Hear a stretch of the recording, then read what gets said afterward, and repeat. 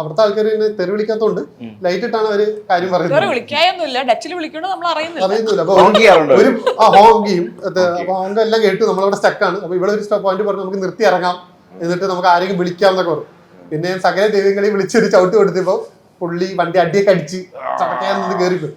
പക്ഷെ അത് കഴിഞ്ഞ് വീട്ടിലെത്തിയപ്പോൾ എനിക്ക് തോന്നി, ഞാൻ വിചാരിച്ചു ഇപ്പൊ പോലീസോ അല്ല ആരെങ്കിലും വന്നിട്ട് പിടിച്ചോണ്ട് റേഡിയോ ഓൺ ആയി. അപ്പൊ അതിൽ ഡച്ചിൽ എന്തൊക്കെയാ പറഞ്ഞു തുടങ്ങി. ഇപ്പൊ വിഷ്ണു പറയാ ഒരു ചുവന്ന കാറ് സിറ്റി കിടന്ന് കറങ്ങുന്നുണ്ട്. ഞാൻ പറഞ്ഞു ഡച്ചിലാന്ന് പറഞ്ഞു. ഞങ്ങളിവിടെ മിക്കവാറും നമ്മളെ പറ്റി എനിക്ക് പറയണ്ട. അപ്പൊ ആൾക്കാരൊക്കെ വീട്ടിൽ കയറിക്കോ, ഒരു ചങ്ങായി ചുവന്നൊരു കാറായിട്ട് ഇറങ്ങിയിട്ടുണ്ട്, അലമ്പ് സീനാണെന്ന് പറയുന്നത്. അതൊരു വീട്ടിലെത്തിയിട്ട് എനിക്ക് 2 ദിവസം ബെല്ലടിക്കുമ്പോ പേടിയായിരുന്നു. അത് മാത്രല്ല, വൈകുന്നേരം നമ്മൾ കാർ റെന്റിന് എടുത്തു എന്ന് പറഞ്ഞു കഴിഞ്ഞപ്പോ നമ്മുടെ ഒരു ഫ്രണ്ട് വിളിച്ചിട്ട് പറഞ്ഞു എന്നാ ഡിന്നറിന് കഴിക്കാൻ വായോ അങ്ങോട്ടെന്ന്.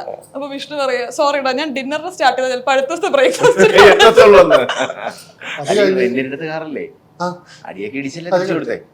അതവര് എന്തോ ഫൈൻ തന്നു. അത് ചെറിയ എന്തോ അവര് നമ്മൾ നോക്കിയിട്ട് ഡാമേജ് ഭയങ്കര പൈസ വന്നില്ല. കാരണം അതെന്താ വെച്ചാല് നമ്മള് ഒരു അങ്ങനത്തെ കാറുകൾ റോട്ടിൽ ഇങ്ങനെ കിടക്കുക ചെയ്യാം, നമ്മൾ പോയിട്ട് ഓപ്പൺ ചെയ്യും. അപ്പൊ അവർക്ക് മനസ്സിലാവില്ല ഇത് ആരാ ചെയ്തത്. കാരണം ഞാൻ പോയി എടുത്തു, ഞാൻ വന്നു,